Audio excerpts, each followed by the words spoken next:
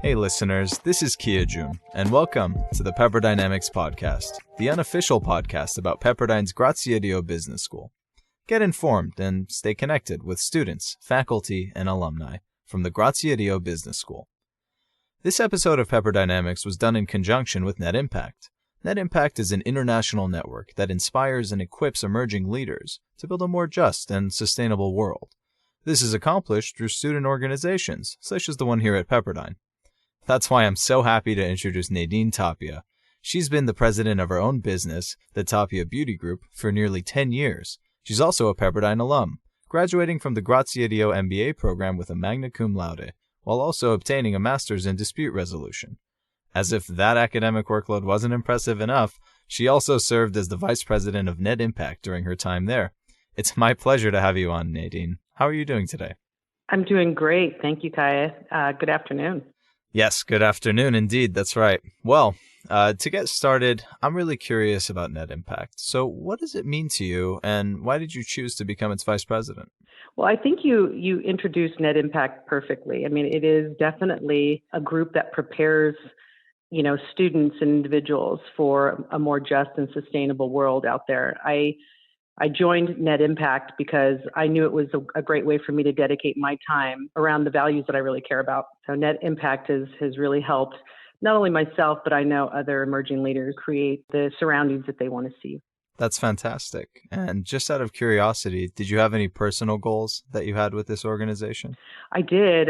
Well, originally when I joined Net Impact, I really just wanted to get to know the club a little bit better. I wanted to see if I can, put my little stamp on the world under the group and do some good things around campus. But I quickly learned that Net Impact really needed a few things. They needed more members to the club.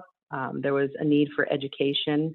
And I think there was also a need to really kind of cross over to the different schools on campus, like the law school, for instance, where I was also attending for my master's in dispute resolution, to kind of engage the students across different campuses, which quickly became my focus, was to really grow the club.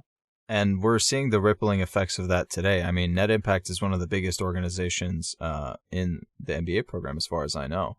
And like you said, it's interspersed through all the other programs. And so to kind of bridge that, can you tell us a little bit about SEER and what your experience with the SEER certificate is while on campus? Well, I mean, SEER, I think if you are an entrepreneur in this day and age, it is super necessary to understand how to engage your community, your workforce, and your suppliers and partners in a way that's going to make a difference in the world. So for me, I was really focused on SEER because I knew that once I attended Pepperdine, I had a specific path in mind after graduation. So to be, more socially, environmentally, and ethically responsible as a business, and even as an individual, there's been a lot of changes in my world. I wanted to kind of be committed to this because I knew this was going to help me in my pathway after graduation. And I'm curious about that pathway. How have you applied these values that you learned from SEER since you've been out of school? I think one of the biggest things I'm celebrating now is I just took my B Corporation assessment last week. So I am en route to becoming a B Corporation. It's probably going to take me about a year because I scored quite low, and most companies do when they first, take their assessment. But that is one of my biggest business pillars, is to become a B Corporation. And, it will just show the world that I have made that commitment as an organization to, lead my company with better, corporate governance and also do the best that I can in terms of sustainability with product development, and make sure my employees are happy and that it is a real, kind of just place for them to work, and also for them to live out their intentions with being, more conscious in their own lives. So I've kind of carved out my little place in the world, and now I'm going to become a B Corporation, which is very exciting for me. Yeah, congrats on the first step in that journey. And I'm really excited to maybe have a follow-up interview and see how that's going. I can't help but think of all the wisdom that you have and that you might have been able to share with your fellow classmates. So just out of curiosity, how would you advise current and prospective students of Pepperdine Graziadio to really maximize their time in school, which I think you've led by example, really? Well, I mean, it was always on my bucket list to go back to school. So I knew that when I got there, I was going to take full advantage of every aspect of the school, and I did. I made sure that in every classroom, which, at Pepperdine, because the classrooms are so intimate, you don't get lost in the crowd, which is fantastic. You have the opportunity to really engage with your professors.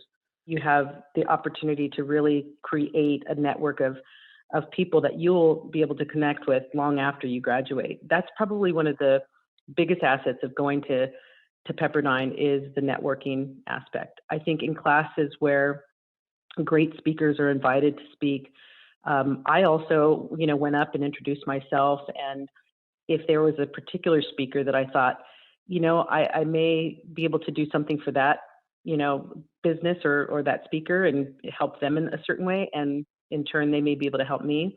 I get connected, and that actually ended up happening. I'm connected to one of the investors that spoke in one of our classes. He's now my advisor, which is super cool. But aside from building a great network, I think just being engaged in class as much as possible. I think you get out of it what you put in, to most anything in life, but I think especially in the classroom environment. I also think joining a club like Net Impact could really make a difference in your life because it can really help in the pathway of what you're doing. And I think just following, things that you're especially passionate about or interested in, like women in leadership was also another passion of mine. So I'd gone to a lot of the events that were on campus. But yeah, just being engaged and participating and being present and, connecting was really important for me. I think these are definitely words of wisdom. And like I said, we can see what you've put it in practice. And that's kind of a model for a lot of our new students to learn from. But what I found is that even though sometimes new students have the right ideas in their head, maybe they're too shy to speak up and be the first person to reach out to an advisor. They're concerned for their time schedule in terms of really trying every club out that they might be interested in. What would you tell to those students who maybe have the right idea but need a little push? This is one thing that I share with, because I also mentor students that I've actually been in classrooms with and other women in general that come to me for guidance in not only their career, but also, just in life in general.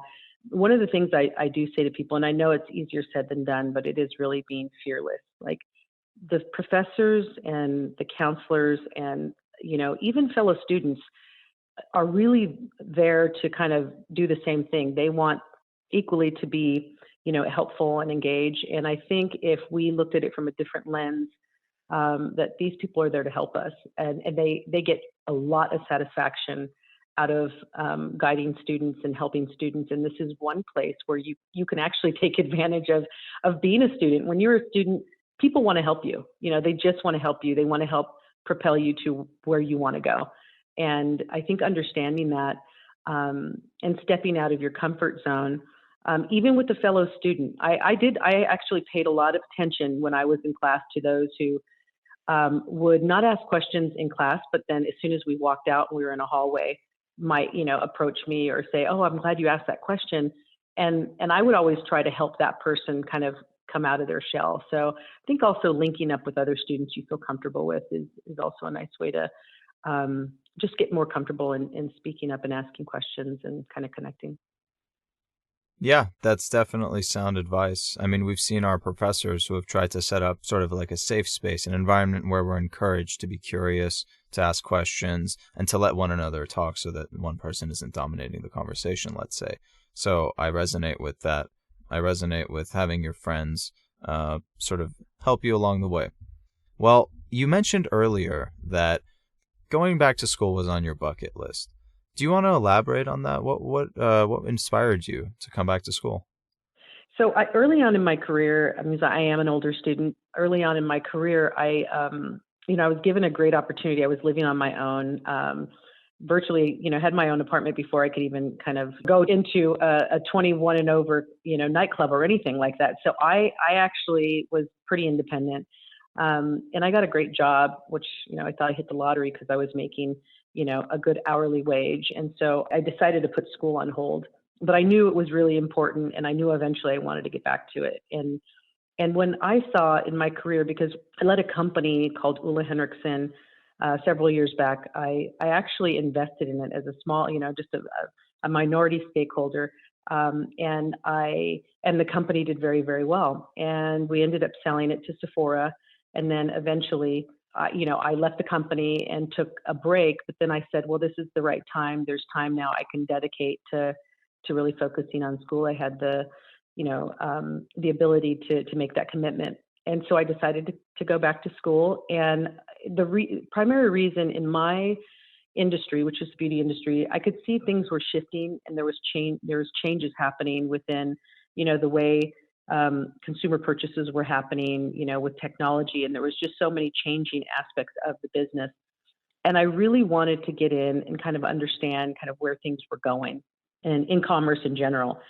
And I am so glad I did. I don't regret it one bit. I think it was the best choice that I've ever made, was to go back to school, because I was surrounded by, millennials and some even younger in some cases, and really learned a lot, not just from the curriculum, but also from my fellow students. And that has helped me develop my products better. So I knew that was a really important aspect of getting back to the barometer check of where business was going. And little did I know that it was going to change drastically again in the last year and a half. So it's just been an interesting ride. But yeah, that was primarily my reason for going back.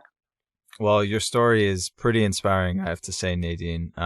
In terms of sort of, you took a leadership approach. It's, it's not that you weren't doing well, it's that you wanted to be prepared for the future. And like you said, you were tested again when, there was a global pandemic. So I think that takes a certain vision. And I think that's something that we can all learn from. So I appreciate you sharing that wisdom. And with that said, I think we had a lovely conversation. So thank you so much for being on, Nadine. I really appreciate it. And thank you for the thoughtful questions. It's been lovely spending some time with you today. And I can't wait to hear the other podcasts. I love what you're doing on campus. This is fantastic. Thank you. Remember, we don't see things as they are. We see things as we are. So expand your mind's horizons and explore a different dynamic. The Pepperdynamics Podcast.